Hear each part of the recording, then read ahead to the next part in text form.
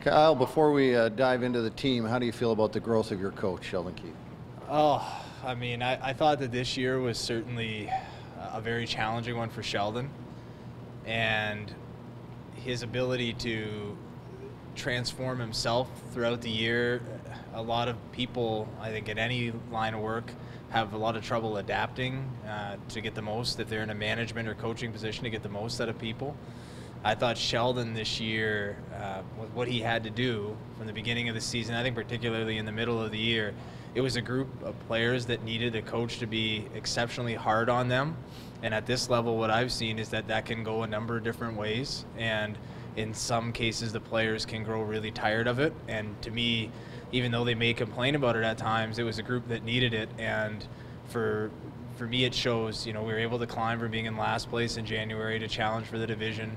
We win the series against Albany, and then we're down 2-0. And those are the moments when it's easy. If you don't like who you're working for, you can pack it in. But the players responded down late in that game and continued to make a series of it, and it just didn't go our way in the 7th game. But that would be how I would evaluate Sheldon. He had to change his usual style to get the most out of this group, and he did that with success.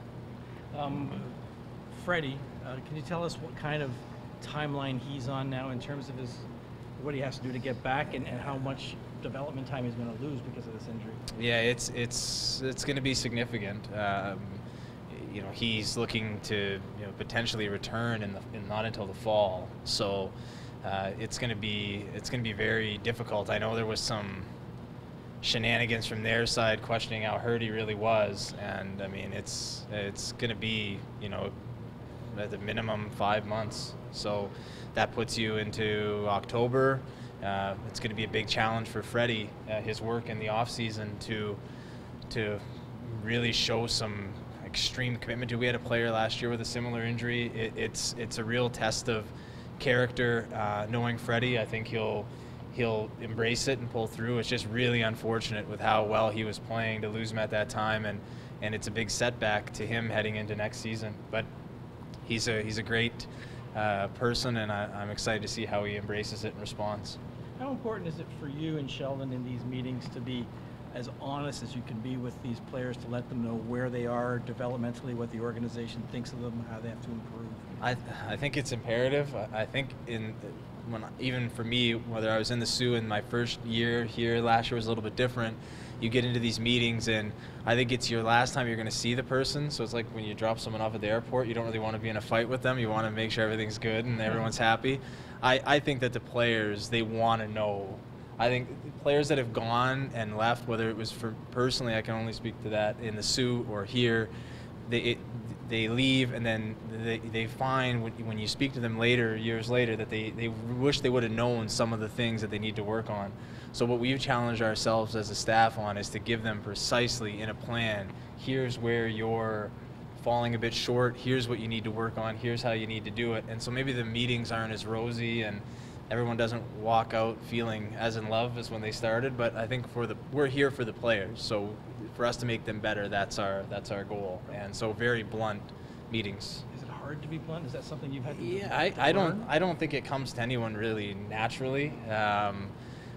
It is hard. I don't think anybody wants anyone to be upset with them, but it's not. I think as you get to know the players here, it's not personal, and you continue to hammer that home with them, and it is about making them better, and they appreciate that you're willing to step up and tell them, hey, here's why you didn't play a lot, here's why you're not with the Leafs, here's what you need to do, and go from there. What's it mean to look at the big club this season and who may be going up from this season, and knowing that this organization has impacted them?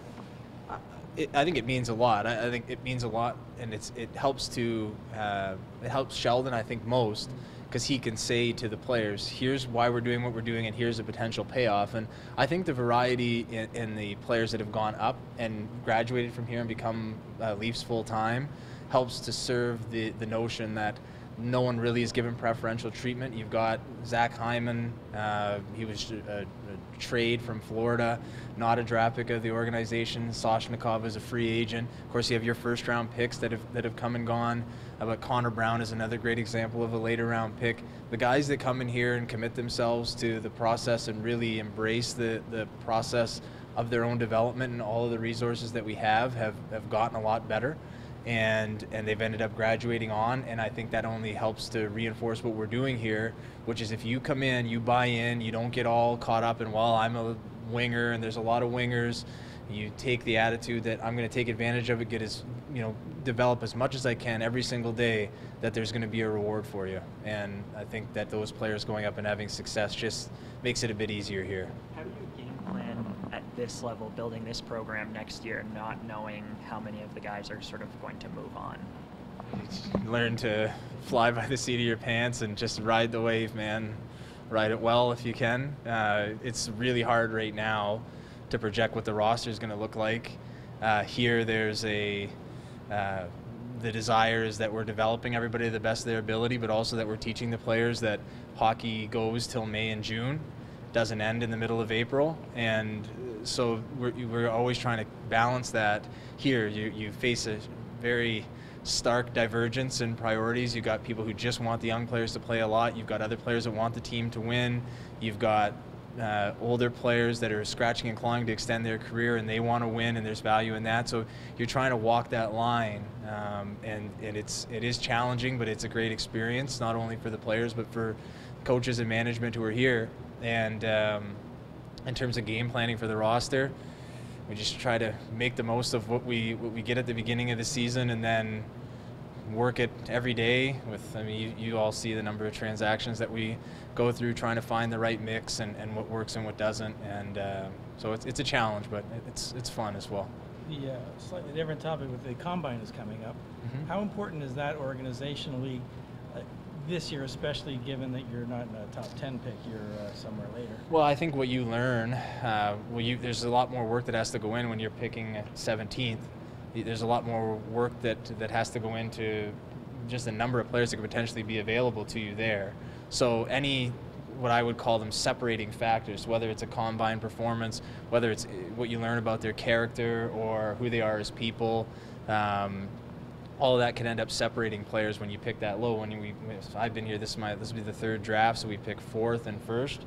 The first was fairly easy. The one where it's fourth, you've got a few guys in the mix and you go through different topics. Now you have 17 or 18 or more people that obviously some of them will get knocked off early, but then you don't know what your board looks like compared to other teams. So everything is important to try to make sure that even though we're picking later, to make good picks. Who do you think on the roster made the biggest strides this year? To me, from beginning to end, I thought a lot of guys made a lot of strides. On defense, Travis Dermott took big steps in every regard. His commitment to the off-ice program, even dating back to last summer, but especially during this year, his ability to bounce back from injury. He had a fairly significant injury in late October that cost him 6 or 7 weeks. I think it was 7 weeks. Came back from that and just really established himself as one of the best defensemen, defense prospects in the league. And it was exciting to see him. I think up front, someone that kind of flies under the radar quite a bit, but had a great season beginning to end if you're measuring it that way. In terms of pure development, would be on Andreas Jonsson. He had a real bad injury at the end of last year and was a bit sluggish to start the season, and then as it kept rolling on and going, I thought he was one of the most dependable players on our club, and ended up producing very well for us. And he doesn't get a lot of attention, or isn't usually ranked highly in various discussions, but he's a real dependable guy and a very important prospect for us to put himself on the map with a great year. How much would you say player development factors into the Marlies and their day-to-day? Every day, a lot. We've got a great player development staff led by Scott Pellerin.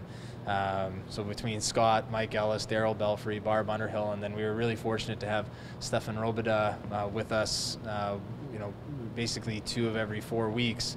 And the impact that they had on the players was just massive. Sheldon and AJ did a lot of work on the systems and the tactics side of it, but in terms of the technical skill development, it was largely tasked to those people. We had a lot of meetings in the summer to set up our plan for each individual player. We try to make it as individual as possible, their technical development, and leave the systems and teams part to Sheldon and AJ.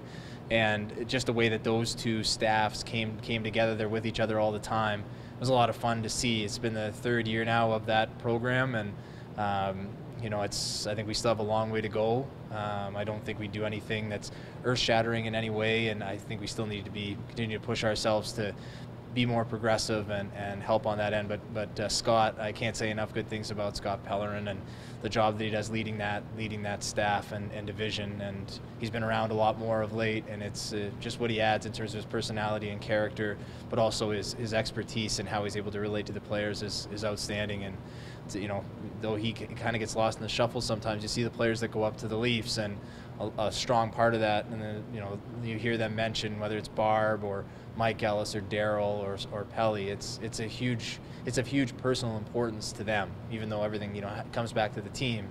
The individual work that's done there really helps propel them to the NHL. So it's great. Do you encourage players to stick around here and work with the staff in the off season, or do you let them decide what's best for them? We like our building is open every day. They can use the facilities if they want to. There's no forcing them to. It's a real balance to strike. Do you want somebody here all the time, or try to persuade them to stay here all the time?